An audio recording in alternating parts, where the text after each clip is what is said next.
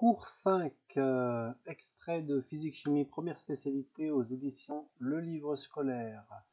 Alors, le cours 5 va nous amener à découvrir la technique de titrage. Alors tout d'abord, le titrage, il faut bien distinguer titrage et dosage. Le dosage, c'est l'ensemble des méthodes ayant pour objectif de déterminer la concentration d'une espèce chimique. Le terme de titrage permet de doser une espèce en solution à l'aide d'une ou plusieurs réactions chimiques.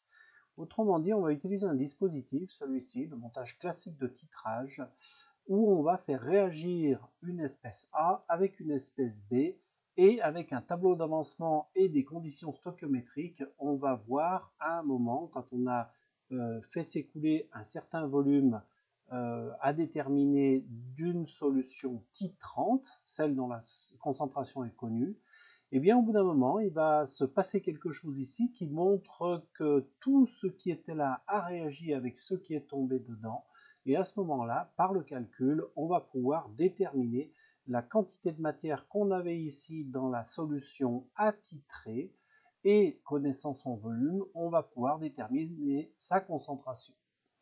Alors, sur le dispositif, on rajoute un agitateur magnétique avec un petit barreau aimanté qui permet de maintenir une agitation constante pour que la réaction puisse se faire.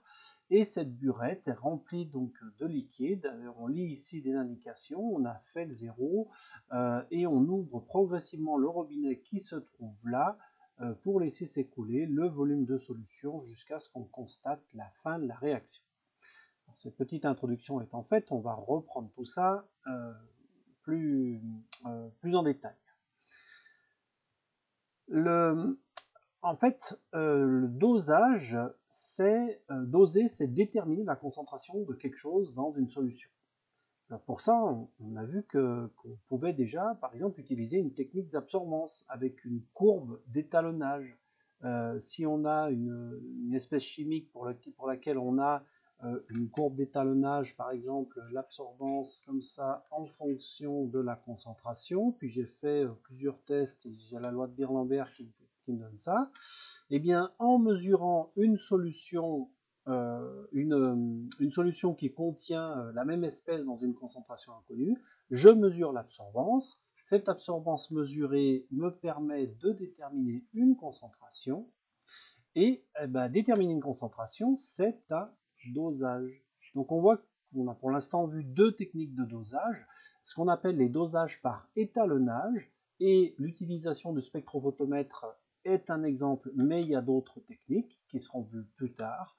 Et la deuxième grande technique de dosage, eh bien c'est le dosage par titrage, dans lequel on fait réagir une espèce de concentration connue avec l'autre espèce de concentration à déterminer, et la fin de la réaction doit pouvoir s'identifier par quelque chose qui se passe dans l'Erlenmeyer. Il s'agit souvent d'un changement de couleur. Alors lors du titrage, la solution titrée, c'est-à-dire la solution dont on cherche le titre, dont on cherche la concentration, donc elle va être ici, dans l'Erlenmeyer, et la solution titrante, c'est celle qui permet de faire le titrage, c'est celle qu'on trouve dans la burette graduée. Alors, pour que une réaction de titrage puisse se faire, eh bien, il faut plusieurs conditions. D'abord, la réaction de titrage doit être totale. Ça veut dire qu'à un moment, il faut que tout ce que j'ai mis là, tout ce que j'ai mis de la solution titrante réagisse avec la solution attitrée. Sinon, je ne vais jamais pouvoir arriver au bout de la réaction et donc je ne vais pas pouvoir déterminer de concentration. Ensuite, la réaction doit être rapide. Rapide, ça veut dire qu'il ne faut pas qu'à chaque fois que j'ai laissé s'écouler quelques gouttes de solution titrante, il ne faut pas que j'attende une demi-heure pour que ça ait fini de réagir là-dedans. Et enfin, elle doit être unique, c'est-à-dire qu'on doit juste avoir une réaction entre l'espèce titrante et l'espèce titrée. Je ne dois pas, par exemple, avoir de réaction avec les molécules d'eau qui se trouvent ici dans l'Erlenmeyer. Sinon, ça va fausser les résultats de ma réaction. Donc, il faut que ma solution titrante ne réagisse qu'avec l'espèce attitrée. Alors, évolution du système chimique. Alors là, on revoit un petit peu ce qui a été vu dans les chapitres précédents. Donc, l'évolution d'un système chimique peut être décrite à l'échelle macroscopique comme à l'échelle microscopique. Un changement de couleur peut s'expliquer par l'utilisation d'un tableau d'avancement qui permet la description microscopique du système. Alors, avec le tableau d'avancement, on fait des bilans de matière et on introduit une grandeur qui s'appelle avancement de la réaction et qui est notée X et qui s'exprime en mol. L'avancement, c'est bien une grandeur mesurable, quelque chose pour lequel on peut donner une valeur et une unité qui est la mol. Alors, si on a une réaction qui fait réagir une espèce A avec une espèce B et avec des coefficients stoichiométriques tels que on a A grand A plus B grand B qui va donner C grand C plus D grand D, alors l'état initial peut être décrit par, donc quand l'avancement est nul, au début de la réaction, on a une quantité de matière initiale de A, on a une quantité de matière initiale de B. Au bout d'un moment, quand on a un avancement x, eh bien on a la quantité initiale moins le coefficient stoichiométrique fois x, NB moins B, c'est-à-dire le coefficient stoichiométrique qu'il y avait devant B fois x. Ici, j'ai créé à chaque fois un nombre C fois x et un nombre D fois x. L'état final, eh c'est quand x vaut x max, c'est quand on est arrivé au plus loin qu'on pouvait aller dans la réaction, et dans ce cas, les quantités de matière s'obtiennent simplement en remplaçant x par x max.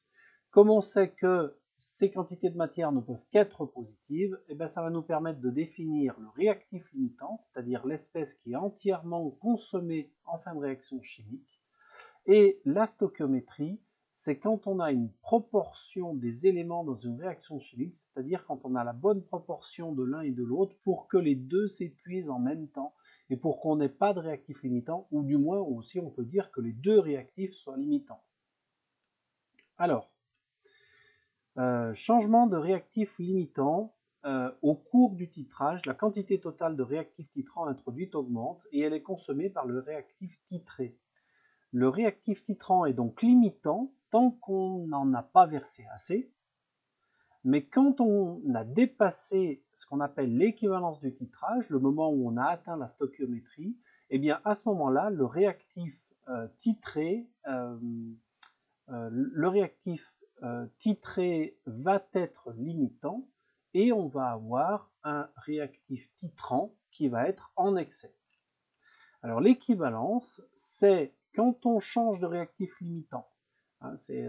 Quand on n'avait pas mis assez de solution titrante, eh bien le réactif limitant c'était le réactif titrant, et quand on en a mis trop, eh bien, c'est le réactif titré. À l'équivalence, les quantités de matière des réactifs titrants et titrés sont introduits alors à ce moment-là dans les proportions stoichiométriques. Alors comment est-ce qu'on repère l'équivalence ? Pour repérer l'équivalence, on va souvent utiliser un changement de couleur parce que c'est très pratique. Il peut exister d'autres techniques, mais celles qui sont vues au lycée sont celles basées sur des changements de couleur.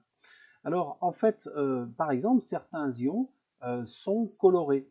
Alors par exemple ici, j'ai des ions permanganate qui sont de couleur violette, très caractéristiques, et ils vont réagir ici avec une espèce chimique qui va donner un ion Mn2+, un ion manganèse 2, NMN2+, qui est incolore. Donc tant que j'ai pas mis assez de celui-là, il tombe là-dedans, il réagit, et le permanganate MnO4 2- devient incolore Mn2+, donc ça reste incolore.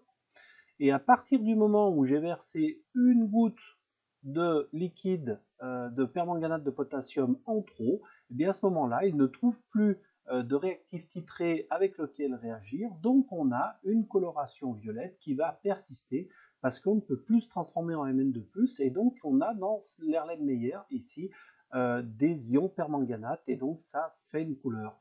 L'équivalence va être marquée exactement par le moment du changement de couleur. Alors on appelle titrage colorimétrique les titrages dont on détermine l'équivalence par changement de couleur, mais on pourrait aussi mesurer le pH d'une solution. Donc le pH, c'est pour distinguer les solutions acides et basiques. Ça permet de repérer un volume équivalent en identifiant un pH qui varie très rapidement dans une solution titrée. Ça sera pour les titrages acide-base. On peut aussi faire des titrages conductimétriques qui mesurent les variations de la conductivité de la solution titrée. Ben parce que en fait la conductivité, c'est-à-dire l'aptitude de la solution à conduire le courant électrique, eh bien ça va dépendre de la quantité d'ions qu'il y a et de la nature des ions qu'il y a. Et donc l'équivalence peut aussi se repérer en faisant des mesures de conductivité. Déterminer la concentration du réactif titré. Alors quand on a obtenu l'équivalence, eh bien en fait on arrive à la détermination d'un volume équivalent et il faut savoir quoi en faire. Alors au cours du titrage, la solution présente est ajoutée au fur et à mesure dans le bécher jusqu'à l'équivalence. Expérimentalement, on observe un volume pour lequel les quantités de matière de réactif sont introduites dans les proportions stoichiométriques. Ça, c'est ce qu'on a déjà dit avant. Le volume équivalent correspond au volume de la solution titrante ajoutée dans le bécher pour atteindre le point d'équivalence. Et en général, on l'écrit comme ça, V équivalent. On considère une réaction chimique comme ceci. À l'équivalence, on a la quantité de matière de A divisée par le coefficient stoichiométrique de A qui est égal à la quantité de matière de B divisée par le coefficient stoichiométrique de B. Avec cette relation, on peut calculer une quantité de matière, calculer une masse ou une concentration et comparer la valeur obtenue. Alors on va faire un petit exemple. On a une solution ici, donc dans l'Erlenmeyer, on a une solution avec une concentration que je vais appeler C1 inconnue à déterminer et j'en ai versé un volume V1 de 10 ml. J'ai dans ma solution titrée ici une solution de concentration C2 qui est connue. Alors on va prendre par exemple 0,1 mol par litre, 0,10 pour garder deux chiffres significatifs. Et j'en mets un volume, et un volume qui, quand j'arrive ici, j'ai descendu là, au début j'avais cette solution, à la fin j'ai plus que ça. J'en ai versé un volume que j'appelle V équivalent et mettons que j'ai ici un volume équivalent de 12 ml. Alors souvent c'est même 12,0 parce qu'on fait la mesure la plus précise possible et ici c'est pareil, c'est 10,0. Arrivé à l'équivalence, j'ai vu par exemple un changement de couleur apparaître ici qui me montre que je suis bien à l'équivalence. Alors comment ensuite déterminer la réaction chimique? Alors ici C1V1 c'est pour une espèce A. Et puis ici, je cherche la concentration d'une espèce que je vais appeler B. Et on va dire que on a A qui réagit avec 2B pour donner une molécule C, peu importe, ou C plus D, peu importe ici, ce qui m'intéresse, c'est ça. Alors la relation qui est ici, c'est que la quantité de matière de A que je peux calculer en faisant, c'était peut-être pas judicieux, oui, peu importe. La quantité de matière de A, c'est C2 fois Vec,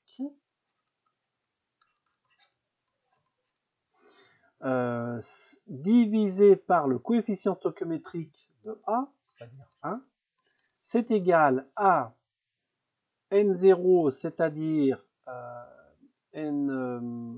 c'est-à-dire ici la quantité de matière que j'ai ici, c'est-à-dire C1V1, divisé par le coefficient stoichiométrique lié à B. Et bien ça me permet de déterminer, en isolant l'inconnu, puisque mon inconnu c'est C1, et bien C1, ça va être 2 fois C2 multiplié par le rapport des volumes équivalents. Hop, le volume C2 fois Vx sur V1.